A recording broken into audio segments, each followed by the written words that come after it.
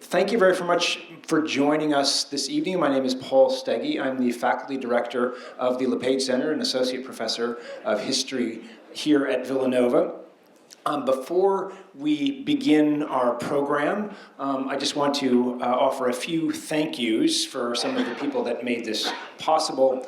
A special thanks to Jenny Waldman, the program specialist in the Lepage Center, for all of her work to help make this happen. I also want to thank our two student fellows, Keely Tullio and James Lyons, for their work, along with the graduate students who are assisting us this evening, Lori Wysong, Chris Mengel, and Kyle Skripko. Additional thanks to Laura Bang and Rebecca Oviedo from the Distinctive Collections section at the Villanova's Falvey Library, who organized and provided the historical documents that you were able to look at on your way in, and provided a foretaste, I guess, of some of our ways of reimagining and thinking about the Cold War. Also, let me just take a quick moment to provide the obligatory 21st century reminder to please silence your electronic devices. You may keep them running if you so choose, because we are going to be live tweeting this event.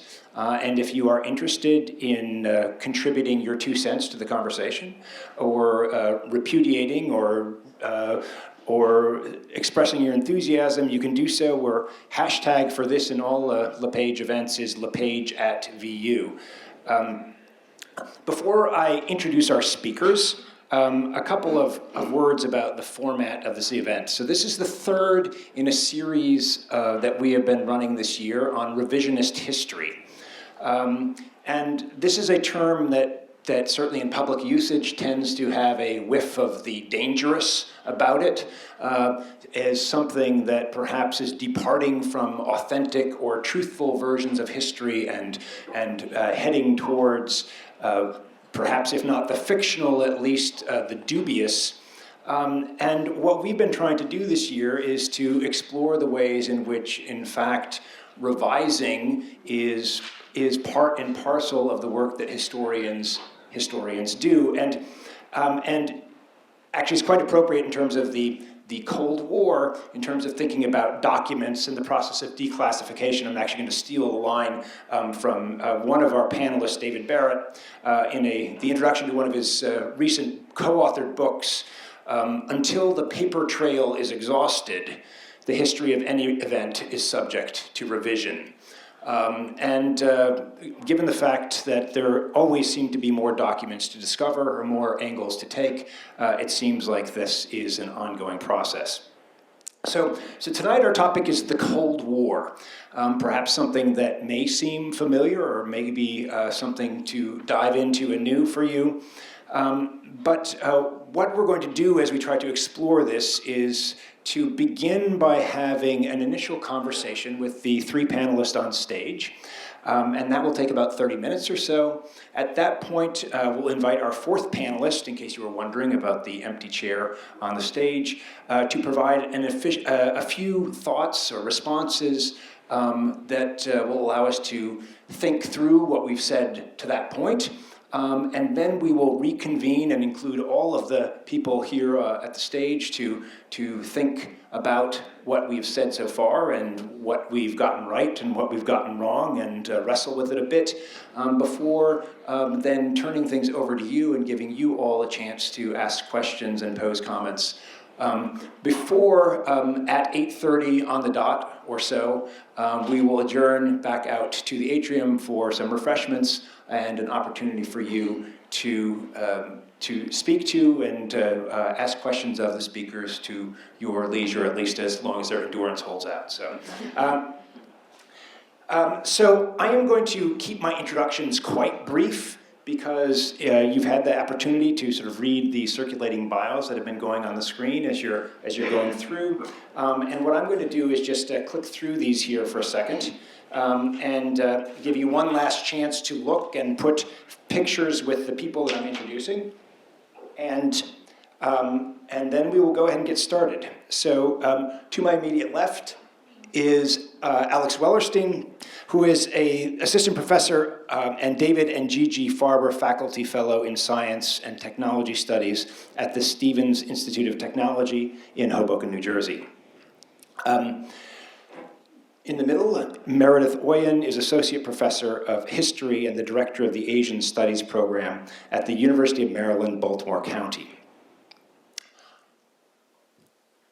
Manu Bhagavan is Professor of History and Human Rights at Hunter College in the Graduate Center in CUNY and Senior Fellow at the Ralph Bunche Institute for International Studies.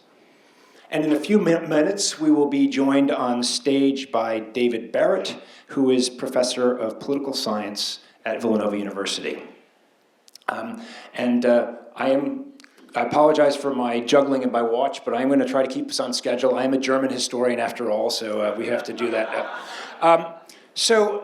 Before we begin, in 3 days we will commemorate the 30th anniversary of the opening of the Berlin Wall, a moment that, in symbolic terms at least, seemed to bring to an end this international conflict, the Cold War that dominated the second half of the 20th century. So within 2 years, the Soviet Union was gone, and it seemed like that battle was in the past. But what was that battle really about? Perhaps if we linger in Berlin for just a moment, but take a few steps backward in time, we can at least think about some of the ways that those questions were posed. I think now we tend to have a certain kind of nostalgia looking back at the Cold War to imagine it as a time period which, while perhaps dangerous or threatening, at least was comprehensible, that we knew what it was about or we knew the stakes of this conflict. But I want to suggest that perhaps that was a product of the Cold War as well. And so as a way of introducing or entering into this conversation, I want to mention a speech given by American President John F. Kennedy in West Berlin in June of 1963, most famous for his comment that Ich bin ein Berliner, so I'm a Berliner, which for the record does not mean that I'm a jelly donut. But nonetheless, I want to reference another line from the speech where he said that anybody who wanted to understand what is the great issue between the free world and the communist world should come to Berlin. And his presumption was that if you came to Berlin and you saw the Berlin Wall and you saw this East-West divide, that what the Cold War was about would go without saying. And what we're going to try to do tonight is perhaps to push back against that notion that the Cold War is a subject that goes without saying. And so, without further ado, let's dive in and see where we wind up. So let me start. Actually, I'm going to ask Manu to kick us off here, and I'm ask a rather kind of pointed and probably simplistic question. But so who won the Cold War? Glad to start with an easy one. So good evening, everyone, and Paul, thank you for the introduction. Thanks also to Jason and the Lepage Center for having us, and to my distinguished colleagues on the panel. So I think the easy answer is that you start, in order to answer who won the Cold War, you start with, well, who was fighting the Cold War, and if your answer is it's a battle between the United States and the Soviet Union, then one of them, none of them, both of them, somebody won. But if we start from a different perspective and we say the Cold War affected people all over the world, there was a Cold War world, then who is winning and who's losing can look a little bit different. If we also think about the Cold War as a battle between two powers with the threat of total destruction and absolute annihilation as a possibility, then we have conflicts going on right now that could still result in that. So I'm a specialist on India. and South Asia more broadly. So in our neighborhood, we have two nuclear countries, which are constantly eyeball to eyeball. And where that might wind up is pretty scary. So I would say, with that as a background,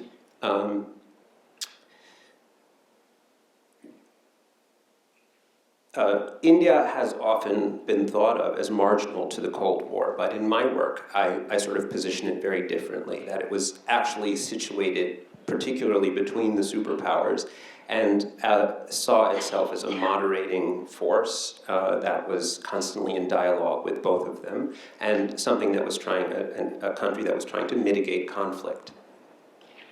At the root of India's policies was the idea that in order for the world to move forward through the Cold War and eventually to surpass it, they had to beat back the principal force of the old world, which was imperialism. As the Cold War unfolded, I think they came to the realization, as did many other countries, that imperialism not only did not die at the end of World War II, that it was reinvigorated and that it was manifesting itself through the Cold War in very new ways, very different ways. In which case, I would say that regardless of which country may have momentarily come out on top in the conflicts that I just highlighted to start out with, I would say the winner is imperialism. So in this sense, a lasting legacy that is an ongoing story in terms of an imperial project that begins before or ends with the Cold War. Maybe Meredith, we can turn to you a little bit in that same kind of broadening this story of who's part of this battle. If we think part of the question of who wins depends a little bit on articulating who is even playing the game, I guess. And in terms of thinking about, to pick up on this comment that Manu made about the legacy of imperialism, if your work focusing on kind of populations moving around East Asia and especially Chinese, to what extent is this language of empire, imperialism, or battles over empire a useful way of thinking about any of the people that you're encountering? I mean, I would say that post-World War II, and actually starting during World War II, decolonization becomes one of the most important, I think, rubrics or overarching principles and ways of understanding what's happening in East Asia. And so for the next couple of decades, there's a lot that can be traced back to the legacies of imperialism and the resurgence of imperialistic ideas through certain kinds of aid and military arrangements with either the United States or the Soviet Union. But that is a particularly useful and helpful overarching framework for understanding this region and this era. And I'd actually argue that the Cold War is a less useful device for understanding the area. That in fact, perhaps we, in our process of revising the Cold War and expanding it, trying to understand the global Cold War, that we actually go too far and we take everything that happened in the space of 4 or 5 decades and attribute it in some way, shape, or form to the Cold War.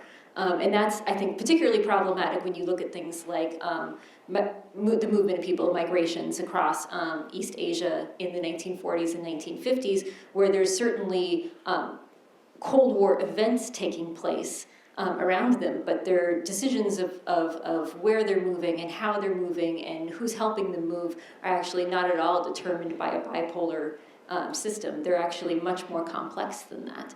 So if you took the Cold War and defined it back down again, narrowly to a bipolar struggle in which the United States and the Soviet Union are trying to define modernity for the rest of the world and increase the number of adherents to their side, and there is a threat of nuclear disaster that is underlying all of this, then you would situate that much more in Europe and look at events in Asia on their own terms and say, okay, these are events that are connected to the Cold War, but not determined by it.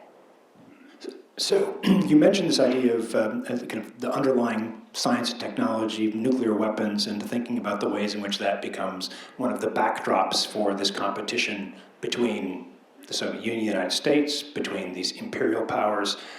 Maybe following on that line as well in terms of thinking about this underlying phenomenon of nuclear weapons and the technology of mass destruction that also was part of kind of Manu's comment as well.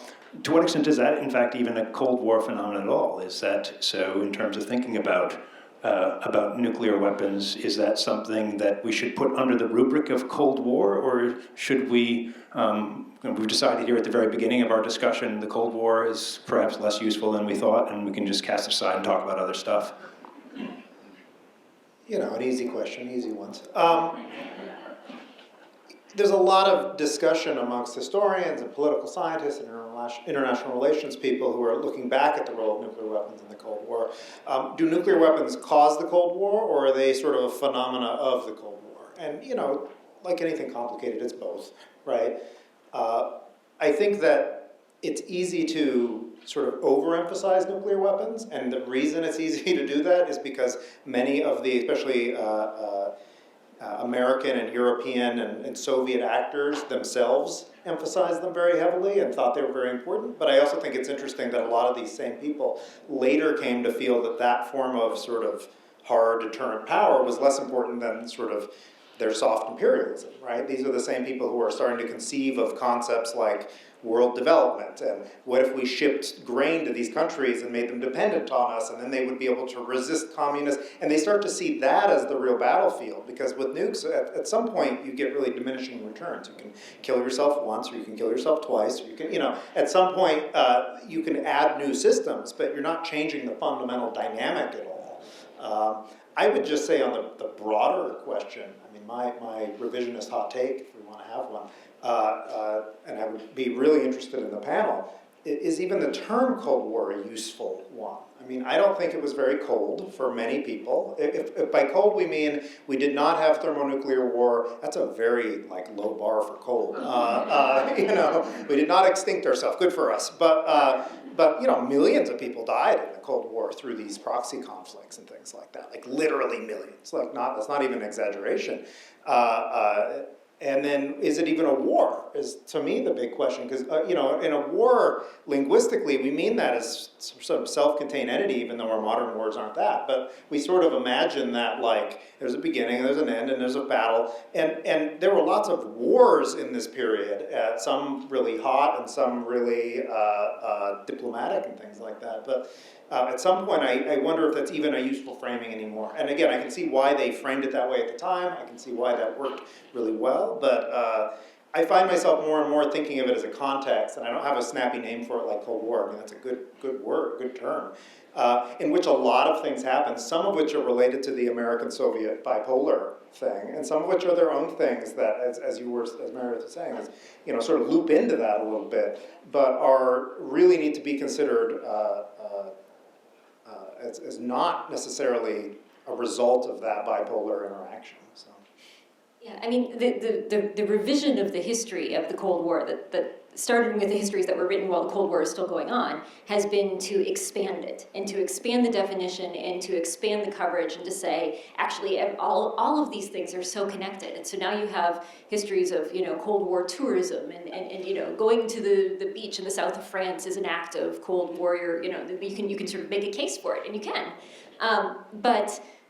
To what extent do we define it so broadly now that we've robbed it of all of its meaning? And so now the next revision will be to narrow it back down again and say, here is a narrower definition of this world event that concentrated in Europe and in fact had repercussions for the rest of the world, but wasn't determinative for the rest of the world. So I'd like to respond to two things, one from Meredith and one from Alex. I'm struck already by how much the question and the answer to it is very field-specific within the discipline of history. So I'm a South Asian historian, and South Asia, India, and Pakistan achieved independence in 1947. So their life histories as new nation states correspond to the beginning of the Cold War. They also exist in a bipolar reality, much as the larger Cold War exists in that, and eventually they become Cold War opposites. So there's a whole lot of micro and macro going on here. Nonetheless, what I find interesting is that up until very recently, one would not ask the question of how does India feel about the Cold War, because India had nothing to do with the Cold War. India's history, India specifically now, India's history as it was written was about a decolonizing country which was poor and which was trying to figure out how to deal with poverty and how to sort of deal with Gandhi's legacy and try to move on and become an independent country. That's the story. And also its dealings with democracy, its emergency, abrogation of the constitution, things like that. It's only very recently where India, as a sort of globalized potential superpower asserting itself on the world stage now, that it's reading back in time and can say, well, where is India's place in the world? Where has it been? How has India related to other countries? It turns out that one of the reasons why those questions couldn't have been asked any earlier is because all of the archives have been closed. So we had David, to the line that Paul quoted from you, there were no documents. There was no paper trail. Hence, the only paper trail was about the domestic sphere. Now those documents are open, and we can write a very different kind of history. In which case, number one, I think India does have something to do with the Cold War. It was very central, actually. And number two, to your point now, for India, and by India here in the 40s and 50s, we mean particularly the Prime Minister, that's Jawaharlal Nehru, who held the foreign ministry portfolio and the prime ministerial. He was Prime Minister and he held the foreign ministry portfolio. For him, the issue above all was nuclear holocaust. He thought that this was a threat to all existence. And this is very clear in all of the literature dating back to the 40s. And he's worried about that, and he sees India's key role, the role he can play. When India achieves independence, Gandhi is still alive. Nonviolence is key to how they conceptualize themselves, and Gandhi is sort of seen as a worldwide saint. He's dead 6 months into the new country, but his halo sort of gives a backlighting to Nehru, if you will. So Nehru has this glow about him, which gives him also this sort of saintly appearance to people. And so with this legacy of Gandhi, which is also a bit of a burden, he has this sort of he has this need to sort of perpetuate a notion of nonviolence around the world, and he sees that, his mission, as to prevent humanity from destroying itself. So just to pick up on that a little bit, and I think this also gets a little bit to Alex's point about the fact that during this time period, millions of people died. And so if part of the idea, and we think about Nehru as somebody who's pushing back against a bipolar system, pushing back against the conflict of the superpowers, kind of imagining of a third way between East and West to some extent. But I wonder about this question, not just about imagined violence, not just about imagined nuclear holocaust, but also about the real violence that particularly happened in Africa, in Asia, in Latin America, and to what extent, if we're talking about whether or not this is a war or not, we need to think particularly about the levels of massive violence and how that happens and where it comes from, and if we talk about that violence, whether or not it has anything to do with this larger thing, Cold War, or is it about decolonization or about regional conflict or something like that? Embrace the power of and. It's all of these things, right? Like, if you look at, I speak only to East Asia, but if you look at the Korean War and the Vietnam War, if you look at some of the conflicts that are going on internally within countries in Southeast Asia. It is a product of both decolonization and, in some cases, the Cold War and outside forces that have politics and policies that force them to make or cause them to make certain kinds of policy choices in these places, like the United States role in some of these places. But it's also other things as well. It's also civil conflicts. It's also domestic issues. It's also technological change and different visions for modernity and what the future should look like and what kinds of economic systems. So there's lots of causes to this violence, and I think that by reducing it, and I'm not suggesting that you are, but we have a tendency to sort of attribute all of these deaths and all of these conflicts to this sort of broad general idea of the Cold War, and it's giving I think a little too much power to that conflict and not enough agency to people on the ground who have other issues that are playing at the same time. So could I just pick up on that just a little bit more in terms of thinking about the agency of other people, even in terms of agency, whether we're talking about scientists, whether we're talking about migrants, to think about what they're doing and what they're motivating, and to what extent can we think about them as participants, as subjects of the Cold War as opposed to objects of the Cold War? In other words, part of this is a question to say, all right, for your Chinese migrants that wind up in different places across East Asia or the United States, can we label them Cold Warriors? Are they doing Cold War in anything of what they're doing? Yeah, absolutely. There's some great cases of that, but it's cases of people saying, I see the Cold War as an opportunity, right? So there's an example, I use an example in my book of a man in San Francisco who's arrested for violating US immigration laws. He helps people come in undocumented, and so he gets arrested and he spends a couple years in jail, and then he's supposed to be deported. And at that point, it's just a domestic story. It has something to do with, legal issues and legalities and breaking local law.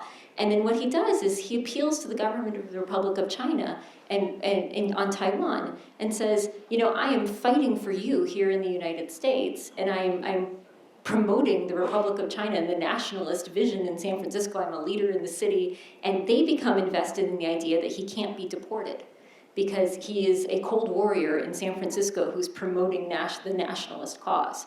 Right? But that's not a case of the Cold War determining his future. It's a case of him using the context of the Cold War to try and achieve the end of not being deported, right? And so there's examples of this, I think, that happen at sort of all levels. People in Hong Kong who use the environment and the climate and the context of the Cold War to say, well, we're not economic migrants leaving China. We're in fact anti-communist, therefore we appeal to you for aid. So I think that there's lots of examples of the Cold War impinging upon or coming into these stories, but it's not necessarily because the Cold War has caused them.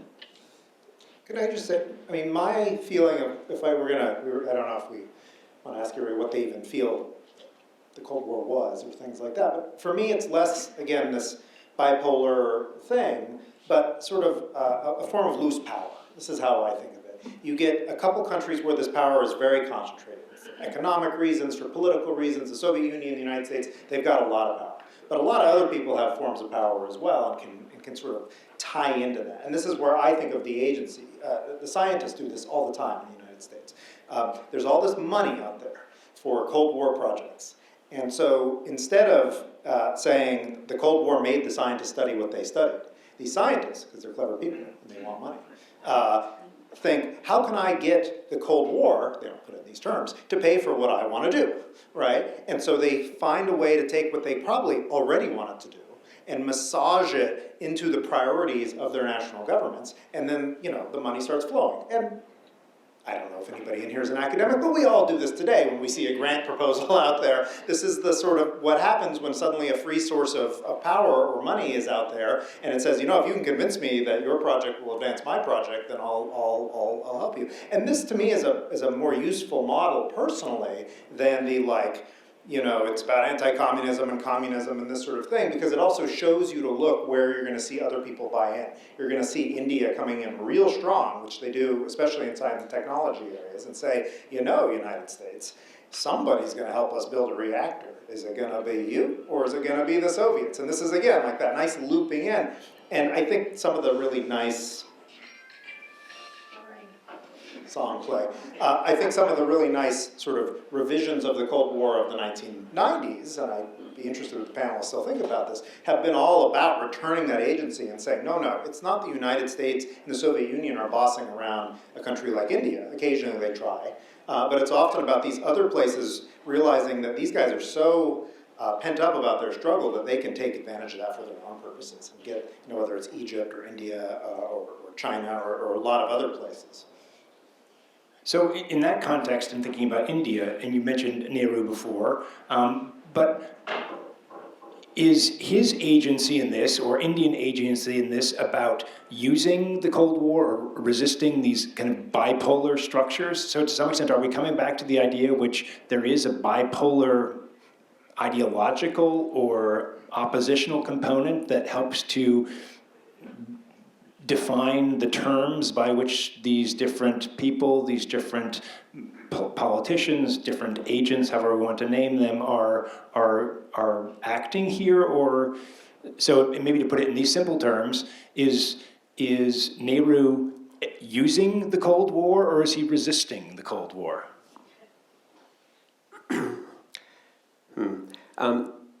So I'm again struck by something, just the general tenor of the conversation so far, which I think is a hallmark of our age and things, perspectives that we're going to naturally bring to it, which creates a problem with studying a place like India in the 40s and 50s, 60s, led by someone like Nehru.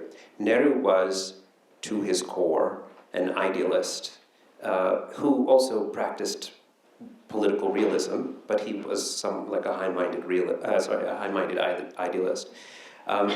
And I can't overstate how much the shadow of Gandhi falls on this country. Gandhi had called on people to be truthful and have integrity and these kinds of things. Of course it wasn't perfect. Of course there were people who had different kinds of motives. But there really was, the documents just, whatever sources I use, it really sort of revealed that there really was this striving to live up to that thing. So, in other words, the cynicism that we bring, it's hard to look at these people through that lens and to, I think, be fair to them, because they're not seeing the world that way. And they're trying to do something else. They might be good or bad at it, but they're definitely trying, from their perspective, to be authentic about it. With that in mind, I'd say two things, which is to the general point about scientists, and coming back to what I said earlier, well, for example, two scientists kept Nehru in the loop fairly frequently, two prominent US scientists. One, Albert Einstein, and the other, Robert Oppenheimer. So Oppenheimer was knowledgeable still, and he contacted Nehru secretly in the 50s and said, look, terrible things are being developed here, which will make what we've seen in the 40s look like nothing. And it is terrifying.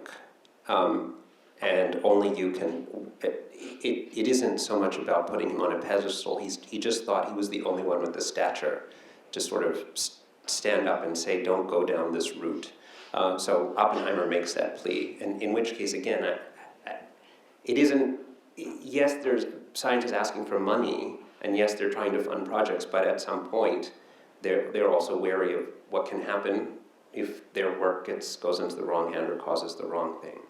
Can I just pick up on this question of, idealism, this tension between idealism and realism, in terms of thinking about the ways in which on some level, even at the root of bipolarity, there is this idealism in terms of whether it's talking about the pursuit of democracy or the pursuit of socialism as these idealistic visions of the future that are driving kind of Soviet, American, European efforts to kind of cope with the challenges of the modern world.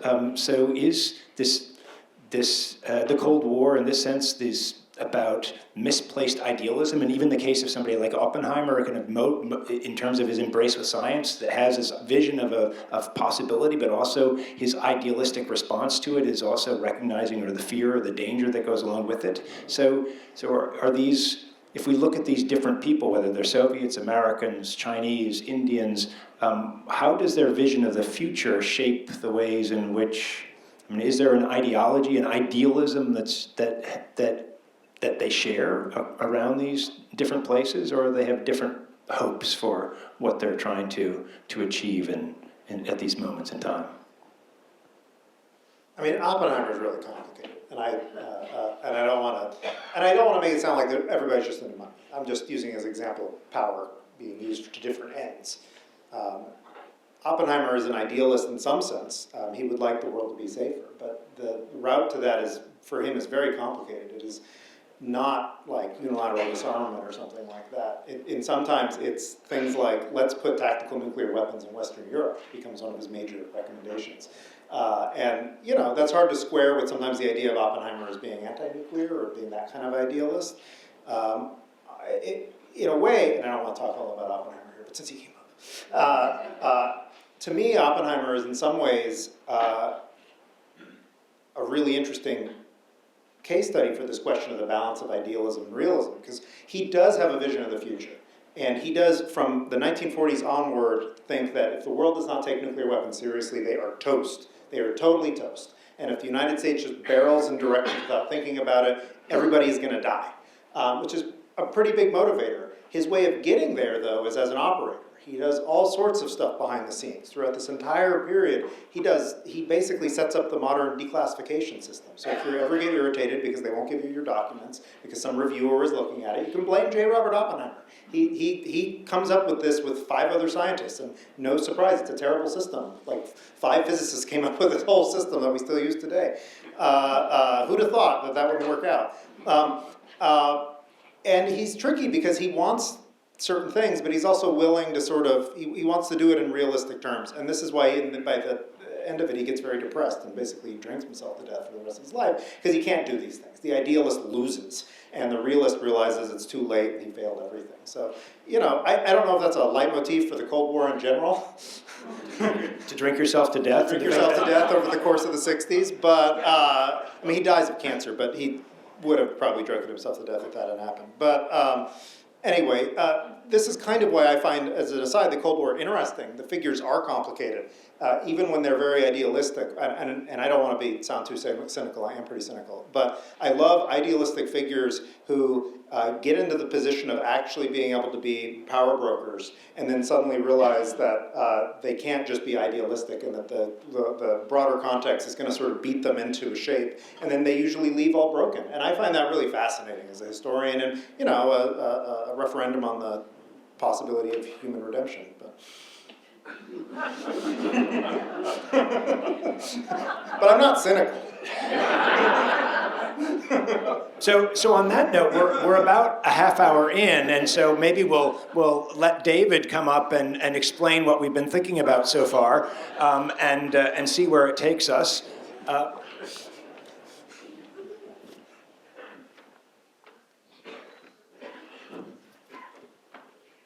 Thank you, Paul. Hello, everyone. My scholarship relates especially to U.S. presidents and national security policy, especially the early to middle Cold War. So guess what? Some of my comments are reflective of the work that I've done and the research that I have done. The other thing is, I'm the oldest person, I feel certain, I'm the oldest person on this panel.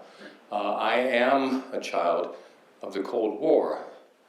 The Cold War extended in my lifetime. From my earliest memories, I remember radio reports when I was like 4 years old about the Russians and the bombs, and a few years later Sputnik. I saw Sputnik going across the sky after sunset. You could see a little light going across the dark sky. And Cold War extended well into my 30s, I mean the Reagan era, when I was in my 30s. So it was very real to me and remains very, very real to me. I said I'm a scholar of the presidency, and Paul, when I hit 10 minutes, just stop me. Otherwise, I'll never stop it. I'll gladly stop.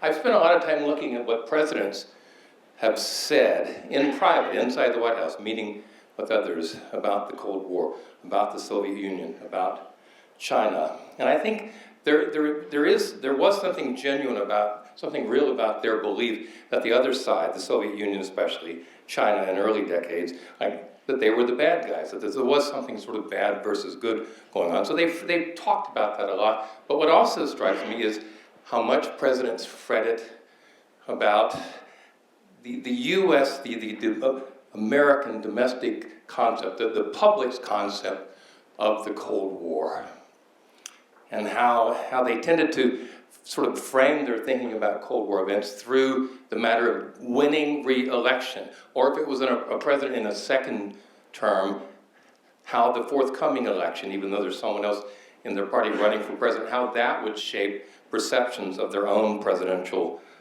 legacy.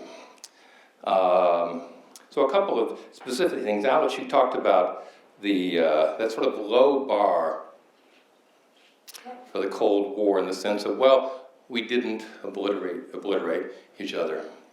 But I mean, I think that's a very big thing. I mean, the American public went for decades, but not just the public. Elites, most of them at least, I think, thought this is a very real possibility. We could all die. We didn't. Well, you're right, of course. Millions died in the Cold War, absolutely crucial point. But the world itself, humanity itself, survived. And toward the end of the Reagan era, there were diplomacy to reduce the nuclear arsenals. I do wonder about, is the world better off these days, post-Cold War, in terms of nuclear weaponry? Because think of India and Pakistan, think of nuclear proliferation. So are we better off post-Cold War in terms of nuclear weaponry or not? It seems to me the answer is not obvious. I was thinking also about China and how some of those magazines out there are fascinating and sort of illustrating things about the Cold War. One of them was a display about China, I think from the maybe Korean War period. And it's fascinating how China was this sort of mysterious, evil sort of figure in the Cold War context until it wasn't in the Nixon era, and really didn't have that sort of same scary status for the remainder of the Cold War period. And speaking of India, I was thinking, I've spent some time thinking about President Kennedy, and other earlier Cold War presidents, India and the Cold War. I'm not surprised that those presidents were angry at the government of India for, in the American view, not taking the Cold War seriously. It seems to me perfectly logical that India would have taken what Americans called the neutralist sort of a route. But what surprises me is that American presidents absolutely, and this, I mean this even in private, not just in what they said publicly, they could not understand why the Indian government would be neutral. As much respect as Kennedy had, for example, for Nehru, he was baffled by him and baffled by the policies of that government. One last comment. Again, I come back to presidents, but also the U.S. at large. This whole matter of the ending of the Cold War. What struck me then, and I still find myself surprised by it, there was no real celebration in the U.S.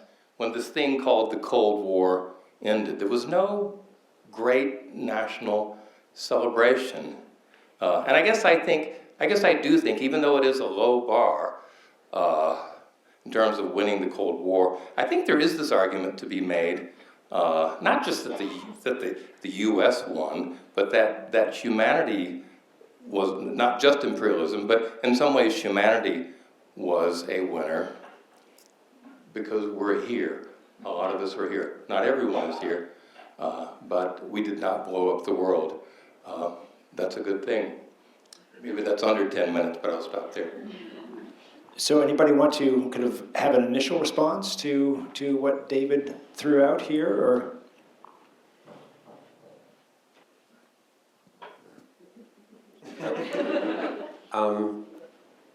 Okay, well, thank you. That was very interesting. So I'll pick up on the American presidents were befuddled by India's position line. So to answer that, there's a couple of different pieces that I just have to lay out on the table. One is that Nehru, in the interwar period, was a staunch Democrat and a staunch anti-fascist. So he was enormously popular in the West, in Britain, and in the United States. And I can't describe to you the terms in which he was, how he was admired and how he was held up. But this was true across the ideological spectrum in the United States. Democrats and Republicans admired him very strongly. This then was magnified when his sister came here and helped lead a counter-delegation at the UN conference in San Francisco, and then became ambassador to Moscow, and then ambassador to Washington, and then High Commissioner to London. Her name is Madam Pandit, and okay, disclaimer, I'm writing a biography of her. But she was extremely glamorous, extremely brilliant, and took up the oxygen of any room she was in. So she was able to defeat very prominent political players in debate.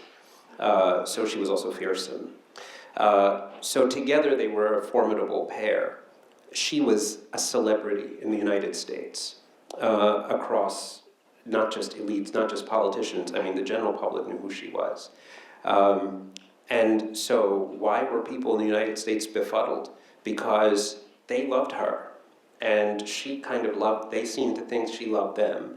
And so they were like, wait, what? You were natural allies. What's going on here? From India's perspective, however, they were very concerned that alliances would only lead the world to a very dark place.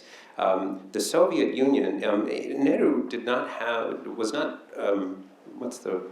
starry-eyed. He was not starstruck by the Soviet Union by any means. He was very wary of Stalin. And although there was a peace initiative with Khrushchev and following, he was sort of concerned.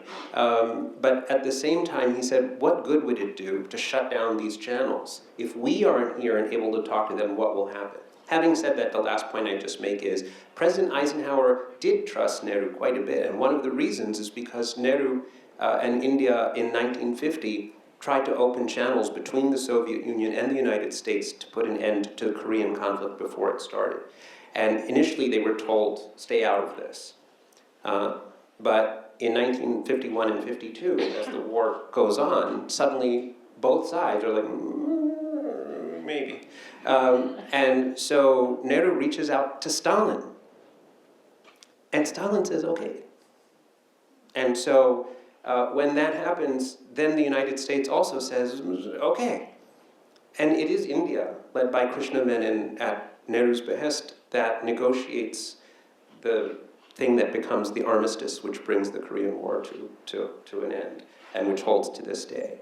And so that I think best illustrates why India felt it could never join one side or the other, because that, per what I had said earlier, they saw as their central role. Could I just pick up, you wanted to jump in, go ahead. Sure, I was going to just say something about the enigma that is China until the 1970s and the Nixon trip. And I think, I mean, it's China sort of belies the structure of the Cold War because it doesn't quite fit, right? It is so much the part of the Cold War.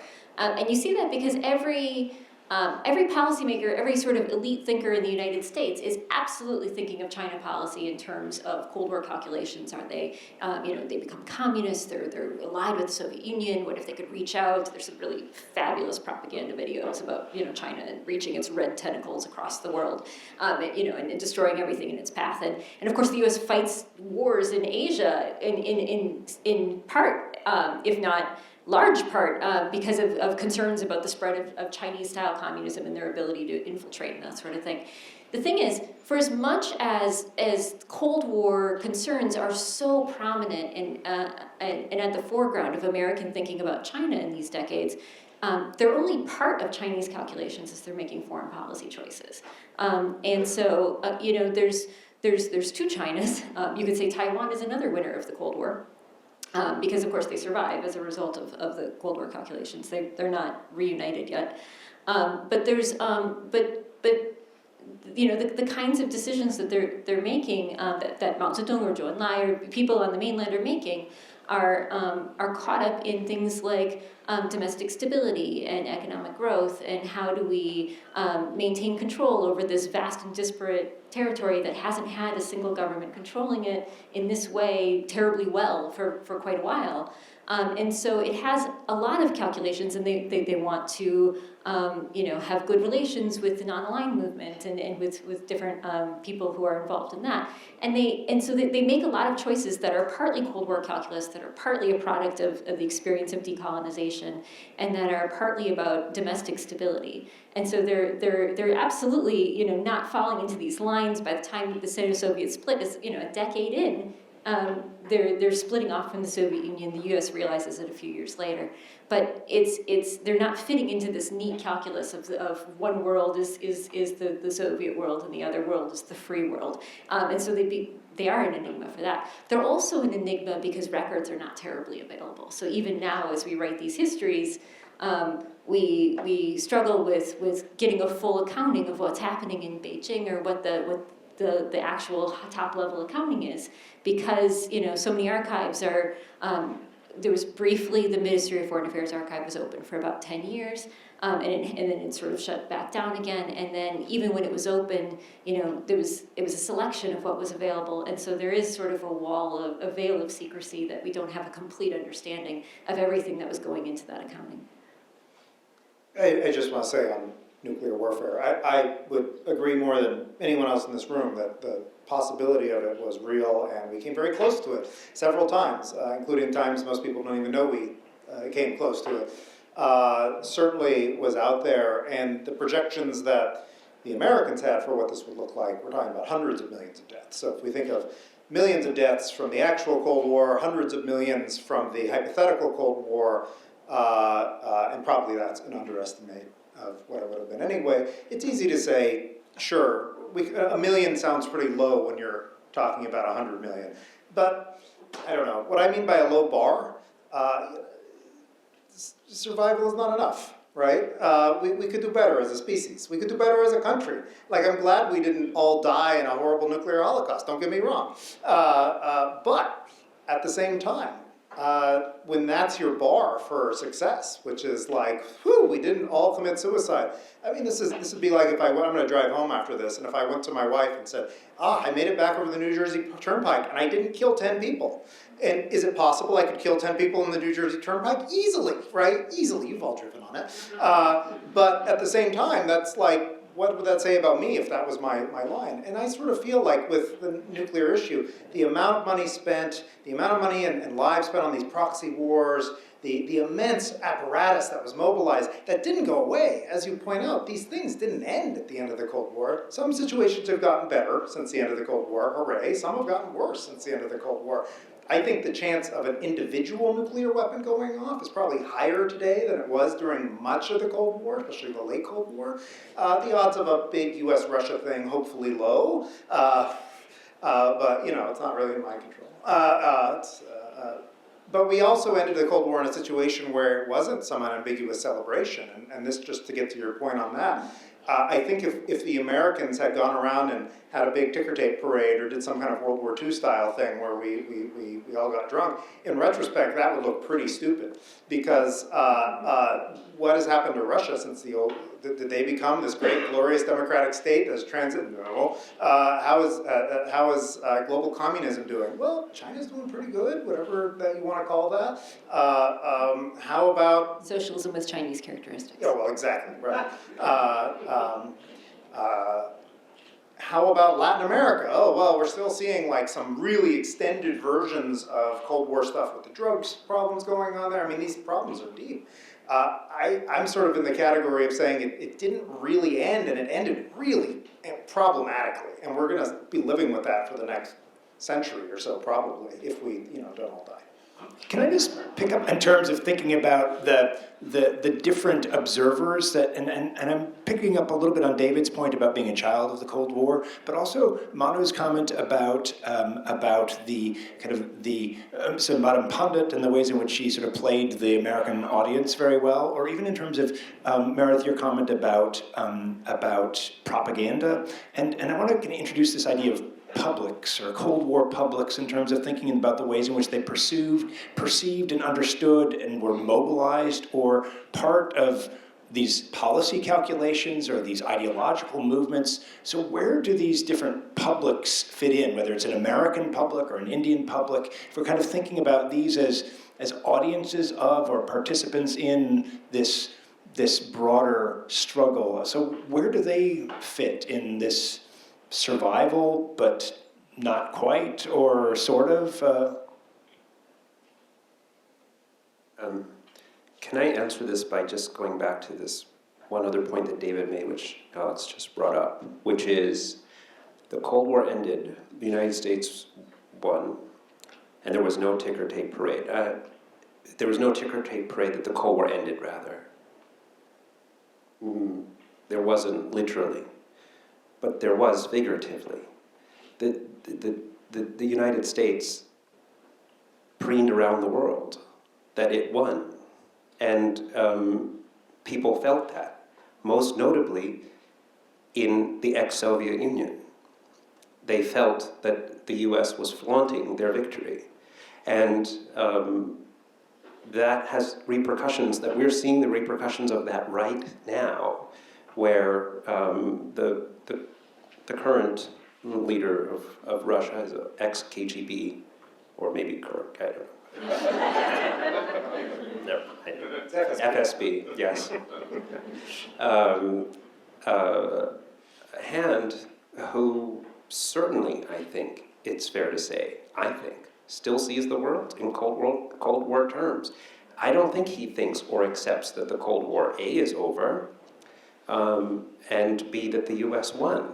I think he thinks stage one is over, and I think he thinks that stage two is yet to be determined. That's what I think, anyway. Sorry. So in terms of publics, I think this is a reception to this thing, the who won and who's seeing it how. It's perceived very differently in different places in the world. In terms of sort of scholarship, when the US won, Francis Fukuyama wrote a famous book called The End of History. The popular takeaway of this book was that he was claiming that liberal democracy was the end of all forms of government, quite possibly. There might be challenges, but this was the basic takeaway. And therefore, the US was triumphant in many more ways than anything else, because its form of life was now victorious, and it was just a matter of time before everyone else wound up in this place. So Francis Fukuyama is back right now, kind of renouncing and denouncing all of that, saying, well, history is clearly not over, but also I never said what I said, people read my book wrong, and socialism should come back. So who knows? Anybody else want to weigh in, or should we let the audience have their say and put new challenges for the rest of us up here?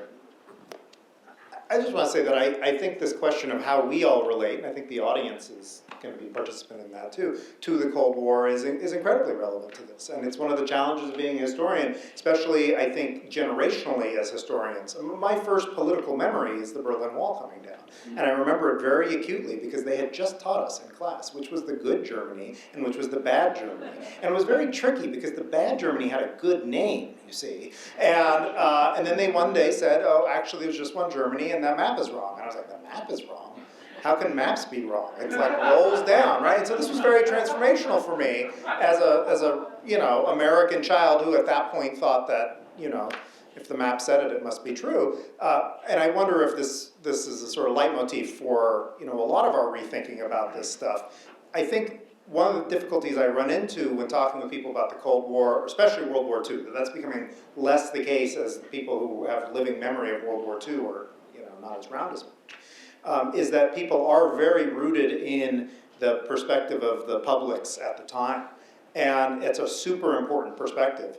Though the historian, of course, is supposed to get a remove of that to some degree and try to see the bigger. And I don't know how to square that while it's not that far away and we're clearly seeing all the repercussions of it, right? I mean, I don't want to say we shouldn't study the Cold War, it's too recent.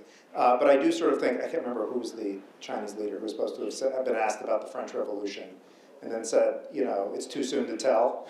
But, and I know that that's a misquote and all that, but it's still such a good quote. But I also wonder with the Cold War, do we ultimately say it's too soon to tell? I don't know. So, all right, we have a couple of students with microphones, and I will ask you to please speak into the microphone. We can kind of raise your hand and identify yourself. And if you keep your comments brief, we'll get more of them, and you'll inspire more insights from the panel up here. So why don't we start right over here? There's a question. I'm listening to what you said, what everybody said.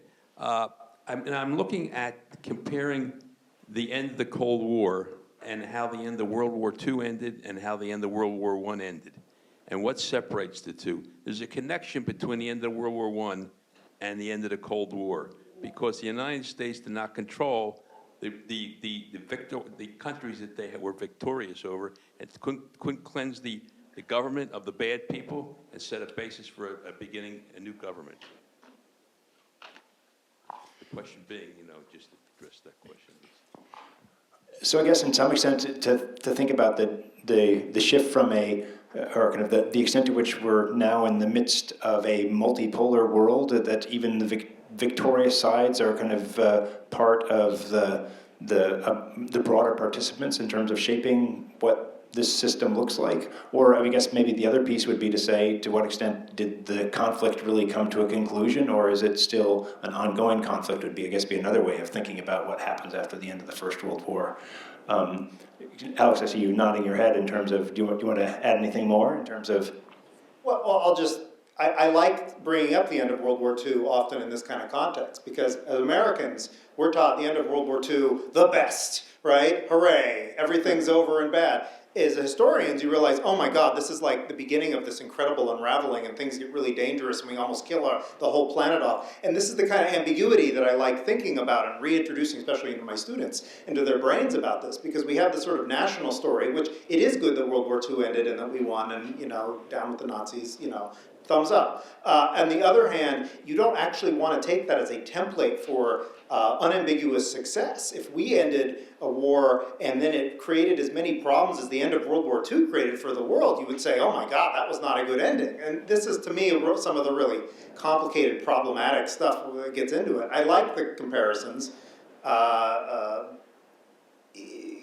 Anyway, that's all I'll say. Sorry, can I? I think if I understood the question correctly, the United States after World War I did not cleanse the opponents of bad governments, leading to more problems, but they did after World War II.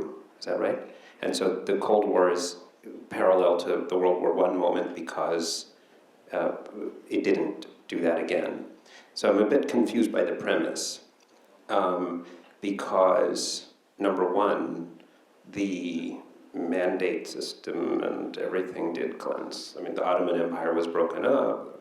The Germans were, the Weimar Republic was new. So I'm confused by the premise. But let's take the assumption that that was a fact. And the US, did they learn a lesson after World War II that if you go in and you fix up a place and make it better, that it'll be okay? I think we might say the US learned that lesson too well. The Cold War is a history of the US knocking out governments across the world, and the Soviet Union does too. The Cold War is about doing that. That's how I started with this thing about imperialism. To set up sort of proxy allies where appropriate, and anyone or anything that sort of looked like it might challenge international security from that perspective had to be eliminated, and it was justified by that rationale. And coming back to the point of idealism, that we also talked about, there were true believers all over the place, and it's these true believers that caused this. Maybe I wonder just also to throw out the idea of the question of timelines and beginnings and endings, right? To what extent is 1945 really an ending, whether we're talking about India or whether we're talking about China? And maybe one of the things to think about is we were talking we began our conversation in terms of thinking about the end of the Cold War. Part of this maybe to say is, well, when does it begin, or does this story begin in different moments for different places, different people, different arguments, and that, I don't know if that's another way of kind of thinking about the geographies of the Cold War with these multi-layered timelines is also one way of thinking about it, whether in East Asia or elsewhere. Another question in the audience? Maybe here down in the front, we can...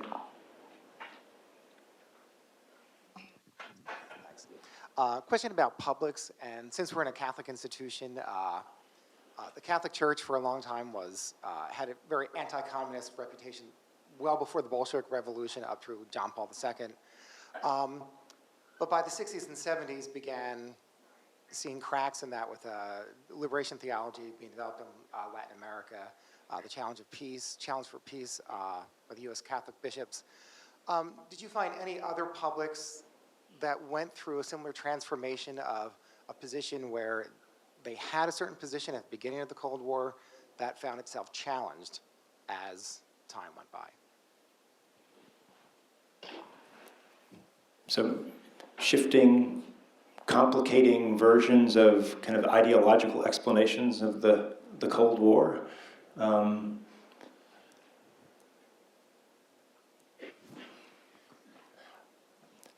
You can look at some of these trajectories. There's a lot of groups, I'm thinking of scientists in particular, who go through a period of being mostly enthusiastic about some form of Cold War activity in the post-World War II era. They took away, not all of them, but many of them took away a lesson of, this is a good approach to science, this is going to be great, we're going to have more influence, we're going to have more research. And then by the 70s, you start to see a lot of people turning and saying, this is perverting what we're doing, we're tied up with the military, we're all tied up with classification problems that we don't want, and secrecy, this is not what we're about. And so you see fractures like that. You see protests on campus in the 70s of physics laboratories, which is a very weird thing. You don't see that in the 1950s at all. It's more of a glamorization of it. So there's certainly a lot, especially if you take a long sort of definition of the Cold War that goes out to the 80s or 90s, you see different groups that start very much willing to sign on with a lot of that stuff and then feel as it goes on and on and on that they start to shift their positions on it. There's a couple examples from China, and just the sort of leading Republican views of China at the beginning of the Cold War changed dramatically over the course of a couple of decades, up to the point where Nixon is going, but also scholars and leaders, and slowly over the course of the 1960s, ironically, mostly during the confusion of the Cultural Revolution, start making the case more and more that the United States needs to open to China. with the caveat that we're not really sure what's going on in China right now, because this is odd. But then you also see, just in terms of perceptions of people, not just their own ideas, Chinese immigrants go through a couple radical changes over the course of the Cold War that are related to the politics of the time, where Chinese immigrants were seen as sort of heroic and contributing to grand ideas of freedom during World War II and immediately after. And then there were Chinese immigrants who had voted with their feet and left the Chinese communist states, and so they're glorious for that reason. And then Chinese immigrants were probably spies in a communist fifth column for a big chunk of the 1950s. And then by 1966, Time magazine discovered that they were a model minority after all. So then it was the perception of Chinese goes way up again. And so you see, the politics of the time having radical effects on how the public perceives this particular group. Could I ask, though, just to follow up and to think about this question of anti-communism among nationalist Chinese, or even in terms of thinking about not just in terms of the United States, but also in terms of the ways in which, some of the people that you're looking wind up in very different places around East Asia, and in terms of how that one of the ways of thinking about this perhaps would be to think that it's not just in kind of East-West operations or divides that we see these kind of ideological questions, but even among Chinese anti-communists, does that change in similar ways, or is there a line that you could trace out for us in that context? I'm not 100% sure I understand the question. Like Chinese anti-communism not following along the bipolar. Well, but so to what extent is anti-communism, is that help to explain who they are, or is it become a question about dealing with local politics in some place like the Philippines or Indonesia, or so again this question about maybe the larger context about whether this is a Cold War story at all, and that the extent to which anti-communism becomes a way in which we act as if it's a Cold War story, but the people that you're looking at complicate that story a bit more. Okay, so in the context of Chinese migration, and it sounds like you're talking about specifically overseas Chinese migrating into Southeast Asia. In a lot of cases, they have a very complicated story because as a population, they have a long history of being political, in the sense that there's a lot of support for the Nationalist Revolution in 1911. But after World War II and in the 1940s and 1950s, this is a population that is largely just trying to survive. And so they're not terribly political and they're not terribly anti-communist, but they are a source of, they're briefly seen for this period in the 1950s by both Chinese governments and the United States as sort of the key to Southeast Asia. And so everybody tries to manipulate propaganda and attempts to seek their support on the assumption that that'll help turn the tide one way or the other across the region of Southeast Asia. It's sort of an astounding assumption to look back on now, but it's also a good example of the fact that they're living a life and they're living in a context and they're surviving in a way that has absolutely nothing to do with the bipolar conflict. They're not terribly interested, not even when USIS creates an entire Cantonese opera just for the people of North Vietnam. It doesn't actually stem the tide of anything in Vietnam. So I'm shocking you with that, but it's in fact this a context that doesn't really lend itself well to the larger bipolar conflict. Can I just offer an additional response to the question? It occurs to me that one sort of shift in public understandings of why the U.S. did what it did in the Cold War goes back to the speech that Eisenhower gave in his farewell address when he warned about the potentially too strong of an influence of the military-industrial complex. With the passage of some years, and once the Vietnam War was very much on, and then there was tremendous opposition to the war, explanations developed and were highly publicized, not at the scholarly level, but non-scholarly level. This is why the U.S. is doing what it's doing in Vietnam to serve the interest of the military and of the corporations, and you just sort of take that through the 70s and the 80s into the Reagan era, and why is the U.S. building up its nuclear warfighting arsenal to serve the interest of the military-industrial complex? So this became a significant understanding among the masses as to, I'm not saying most of American public opinion, but a significant portion of it. for better or worse. And I suppose you mentioned scholars, that on some level we should talk about the historians too, that even in terms of, we're talking about revisionist history, that in talking about the explanations for the Cold War, they were quite explicitly a development during the Vietnam era in particular that talked about revising earlier thinking about the Cold War, that it was initially the Soviets to blame, but then in a more critical perspective, well, in fact, it was U.S. economic and military interests that were to blame, and that these interpretations, even among historians, are also shifting over that time too. Other questions? There's a question up here in the corner.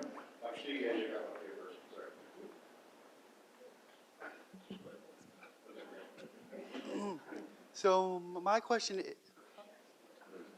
We'll go over here and then we'll get that one next. So my question is for Dr. Oyen. I hope I'm pronouncing that right.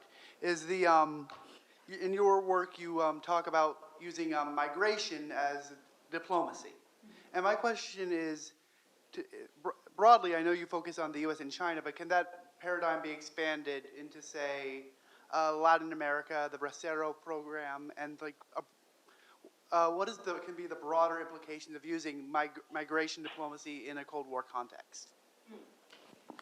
So the first part of your question, it can absolutely be expanded, and there are a couple historians who are actually doing that work, who are looking at basically the idea is that migrants. Countries use migration policy, and migrants use the act of moving from one country to another in ways that have profound significance for foreign relations and for foreign policy. And so that's not a big leap or a big stretch broadly for the United States and U.S. immigration policy. All of U.S. immigration policy during the Cold War has a Cold War bent. The 1952 Immigration and Nationality Act is premised on an idea of preserving American national security in a Cold War context. All of U.S. immigration laws before 1980 are about allowing, or all of U.S. refugee laws before 1980 are focused on refugees from communism. And so it's that countries like the United States use these laws to try and achieve foreign policy ends is absolutely undeniable, but it's also something that applies wherever they're looking in the world. So that's not just with China, that's migrants from coming anywhere else in the world. I don't remember what else. So I think that answers the question. So since we jumped ahead, we'll take this other question at the back here. I'm kind of circling back to the original proposition as to who won the Cold War. Looking at the relationship between the United States and Cuba, it seems like the last extension of the traditional Cold War, and I'm curious if the panel feels there's any discernible benefit to continuing that Cold War to either the American or the Cuban people.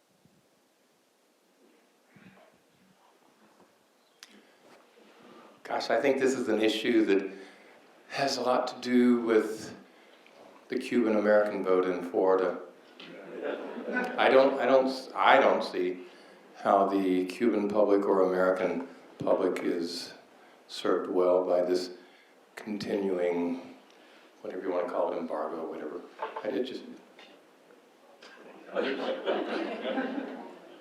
So maybe one question might also be in terms of thinking for the different publics that we've explored and that you've explored in your work, is to think about what are the lasting or powerful images that remain of the Cold War, and in terms of thinking about, well, in the United States, that somehow Cuba still does seem to have this Cold War resonance in terms of how people understand or make sense of the conflicts in which they find themselves.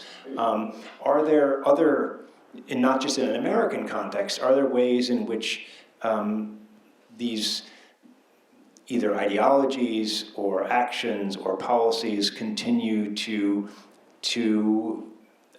resonate and to matter for publics in terms of making sense of where they find themselves right now?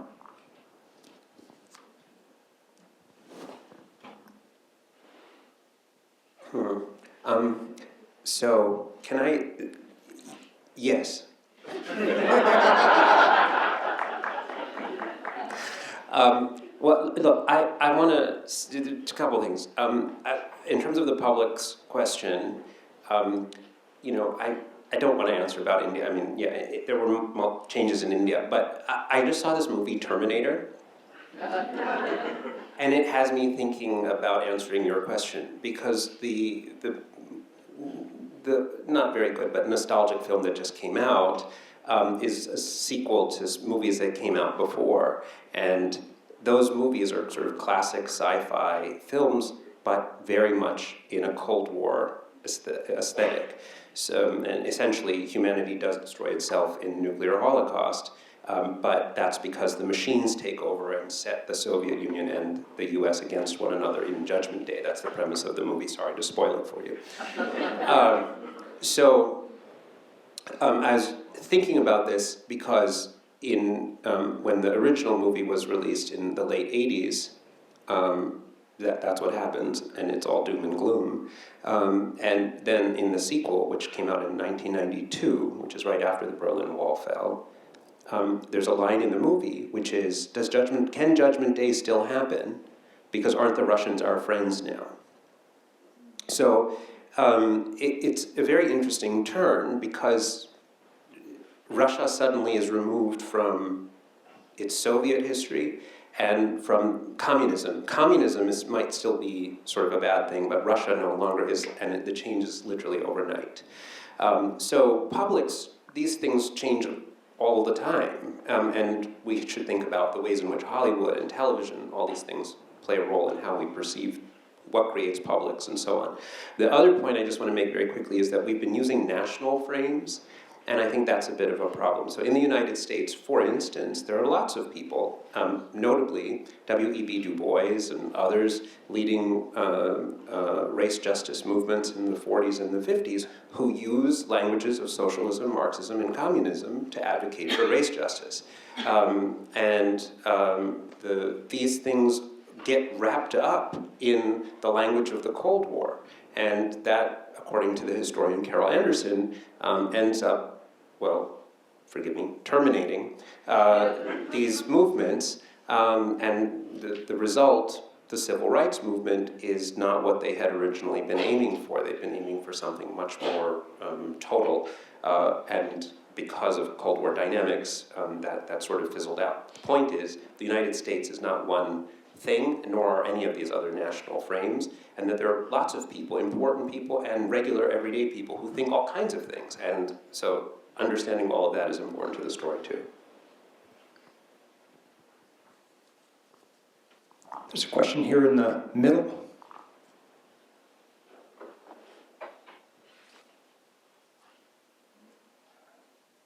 So obviously, as most people know, the Soviet Union fell, but like still after that, there are a lot of like enclaves and stuff of like totalitarianism, especially China and stuff.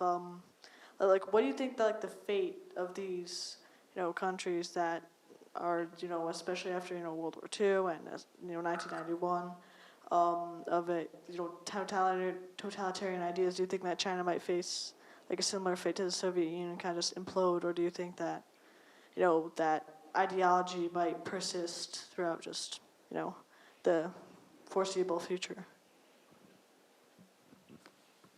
I mean, I think we've been predicting. People were predicting for years the idea that there would be post-Cold War, the transformation of China. The problem with that is, of course, a lot of the transformation that was happening, that was giving a lot of encouragement in the 1980s, met a sort of intractable point at Tiananmen Square on June 4th, 1989, with the idea that okay, so this is not a rapidly liberalizing China that's become more capitalist. So it's going to be something else. China now, just in the last few years, we've learned just how much China is probably not moving away from its current model of government, and is in fact doubling down with the current status of the leader Xi Jinping. So it's actually, I think, a testament to the legacy and the continuing power of the concept of the Cold War, that if you've read anything about US-Chinese relations in the last year, you've probably read an article that started with something like, "Are we in a Cold War with China?" Or, "Yes, we're now in a Cold War with China," or "This is a new Cold War, this is not a new Cold War." And so it's the power of the concept now that we're trying to apply it to this relationship as well. I personally don't think the Cold War works that well as a explanation for what's going on with China and the U.S. now, but it certainly has power as a concept that it's constantly used to try and explain this relationship. So we probably have time for one final question. Here's a leaping up to the front here, so why don't we...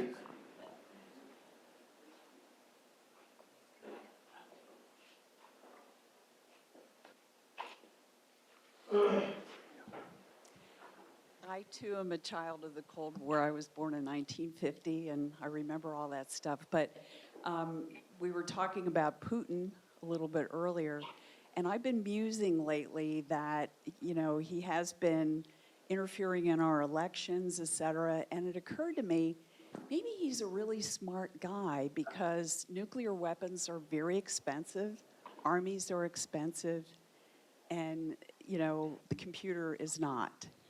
And so am I giving him too much credit, or did I just give him a good idea? I think it's safe to say that all of these things can be true. I mean, he is spending a lot of money on nuclear weapons also, but I think it's pretty clear that the Russians and other states as well have identified that the United States, in its sort of incredible embrace of instant news and social media and all of these like wonderful uncontrolled vectors of information, as a democracy is a really ripe, juicy target for all sorts of disinformation and playing with us and getting our populations riled up over things that aren't even, you know, real, and even getting riled up over things that are real, but getting riled up in ways that promote chaos and things like that. I think this kind of gets back to some of these other questions that have been coming around about the lesson of the Cold War, the enduring legacies of the Cold War. If you read the Cold War as like democracy wins, I think that's not a great takeaway. I think we have to read the fall of the Soviet Union as a very specific set of events that has a lot to do with Soviet history. It does have to do with the overall interaction, but has to do with how they were running their own governments and problems they had that they had built into their system and not completed. And that we should not extrapolate from this democracy will win, or that totalitarianism is doomed to fall apart under its own edifice, at least on a time scale that would be useful to us. And I think that's, to me, why I keep coming back to an answer of like, well, I mean, if you want to say the Cold War was this specific relationship and it has to have the Soviet Union in it, and so it ends the day the Soviet Union does, great. But historians, when we use a category like the Cold War, even World War II, any kind of like non-natural category, where we're imposing this large structure onto the past and saying, here's a useful framework for thinking about all of these different events and interaction. It has to be useful. And if the conclusion of there was a Cold War and it ended was, we're not still bound to all of these problems, and in fact, some of them are still going to get worse in various ways. Some of these things that we created during the Cold War to serve our Cold War interests, like the internet, may actually be in the next chapter of whatever we're in, the thing that destabilizes that same power that created it. I think we have to have a very fluid sense of possibility if we're imagining what the future is going to be, and we can't just take away, we won, we're always going to win. That's the wrong answer. Alex, on that point, it isn't just that the imminent future might hold that technology through this interconnected web will result in new forms of warfare, cyber warfare, and this sort of imminent use of deep fakes where we will no longer be able to tell what's real and what isn't. It's not just that human actors and national actors might use this. To the best of my understanding, but I would totally defer to you. I'm at the engineering school, after all. Yeah. So I'm not an engineer. To the best of my understanding, where AI is headed, there are some frightening scenarios, and some people who work in these areas are starting to sound some alarm bells.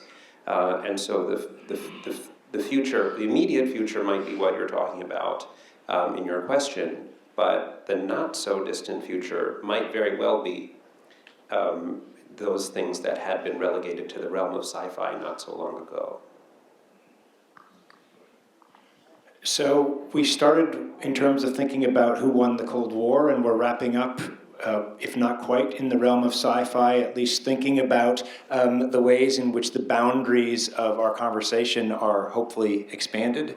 And even if the Cold War is something between a hard historical definition and a brand that becomes a useful way of mobilizing policy or organizing historical conversations, at least it perhaps can help us to pose some more questions that we can use to interrogate our present.